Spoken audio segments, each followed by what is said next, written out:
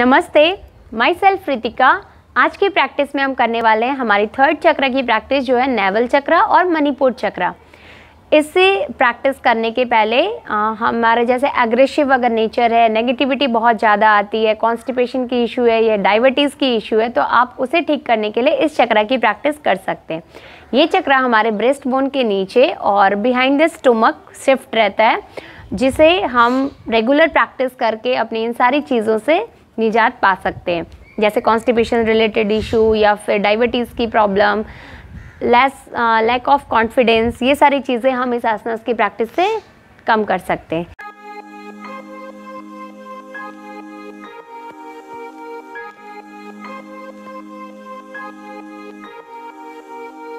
तो चलिए देखते हैं किस तरीके से इस प्रैक्टिस को हम करना है। आई होप कि इसके पहले वाली प्रैक्टिस आपने देखी होगी, जिसका लिंक हमने डिस्क्रिप्शन में दिया हुआ है। 1 और 2 चक्र की प्रैक्टिस। आज हम करने वाले तीसरे चक्र, जो है हमारा नेवल चक्र के लिए, हमारा मणिपुर चक्र के लिए। इसे करने के लिए हम अपने लेग को इस तरीके से फुट पे ले लें, फिंगर टोज के ऊपर। दोनों हाथों को शोल्डर लेवल पे बैलेंस करते हुए हम आगे की तरफ बढ़ें।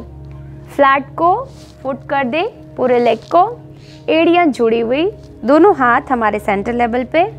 सांस भरते हुए हम अपने अपर बॉडी को बेंड करके रखेंगे।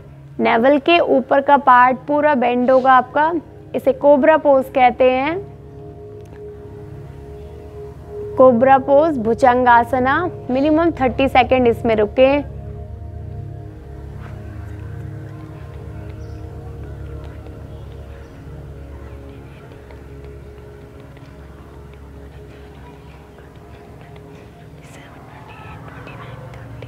एक्सेल करते हुए आप इस आसना से बाहर आ जाइए। बाहर आएंगे तो हम वज्रासना की स्थिति ले सकते हैं, इस पोजीशन में बैठ सकते हैं। ये काफ़ी अच्छी प्रैक्टिस होती है, काफ़ी अच्छी आसनास हैं जो हमें अपने मणिपुर चक्र को एक्टिव करने के लिए अब हम बढ़ते हैं अपनी दूसरी प्रैक्टिस की तरफ, जो है धनुरासना। इसे करने के लिए पूरे लेग पे फ्लैट हो जाइए, हाथों को पीछे की तरफ ले लें। सांस भरते हुए अपने दोनों एंकल को, फिंगर टोज को इस तरीके से लॉक कर लीजिए। सांस को भरिए और फिर अपनी पूरी बॉडी को इस तरीके से लिफ्ट कर लीजिए। थोड़ी देर इसी अवस्था में बने रहें।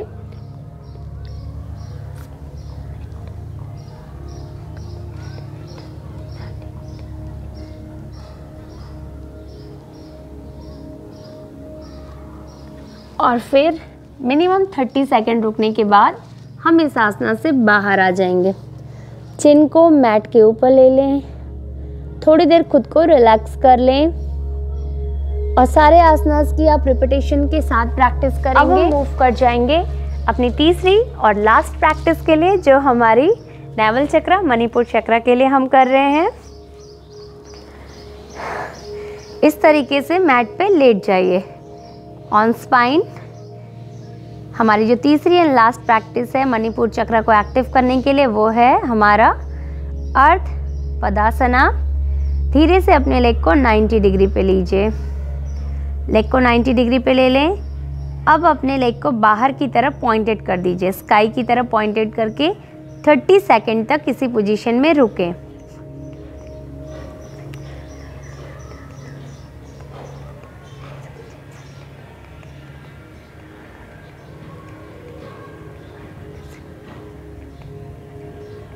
स्लोली 30 सेकेंड तक रुकने के बाद आप इस पोजीशन से बाहर आ जाइए।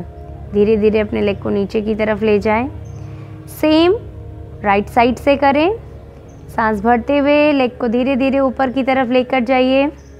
स्ट्रेच योर लेग, पैरों को पॉइंटेड कर लीजिए। Hold your position.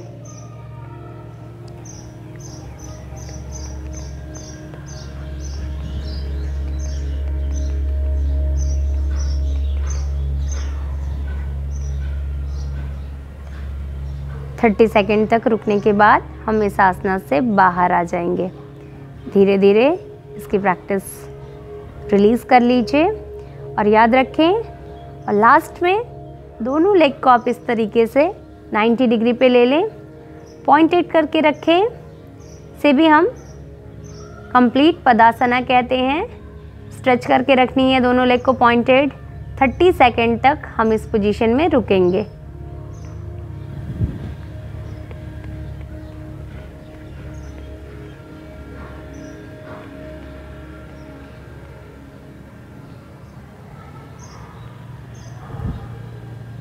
exhale and slowly release your postures. ये थे कुछ बेसिक आसनास प्रैक्टिस जो हमें मणिपुर चक्र को एक्टिव करने के लिए करना है. आई hope you like my videos. Please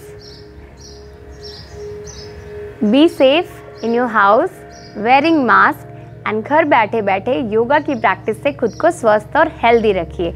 I hope you enjoy my videos. Please like, share and subscribe my channel and also share with your family and friends. मिलते हैं नेक्स्ट वीडियो में.